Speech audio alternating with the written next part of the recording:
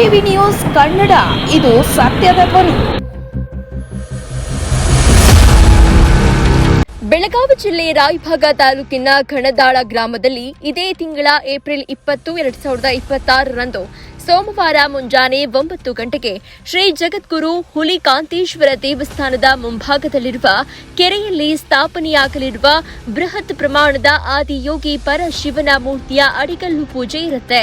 JDS ಪಕ್ಷದ ರಾಷ್ಟ್ರೀಯ ಉಪಾಧ್ಯಕ್ಷರಾದ ಸನ್ಮಾನ್ಯ ಶ್ರೀ ಪ್ರತಾಪ್ ರಾವ್ ಪಾಟೀಲ್ ಮತ್ತು ಯುವ ಕೇಸರಿ ಶಿವರಾಜ್ ಪಾಟೀಲ್ ಇವರು ಕೂಡ ಆಗಮಿಸುತ್ತಿದ್ದಾರೆ. ಟ್ರಸ್ಟ್ ಕಮಿಟಿ ಹಾಗೂ ಗ್ರಾಮದ ಸಕಲ ಸದ್ಭಕ್ತರು ಸಹ ಭಾಗಿಯಾಗಿರುತ್ತಾರೆ ಹಾಗೂ ಸುತ್ತಮುತ್ತಲಿನ ಹಳ್ಳಿಗಳಿಂದ ಭಕ್ತರ ದಂಡು ಹರಿದು ಬರ್ತಾ ಇದೆ.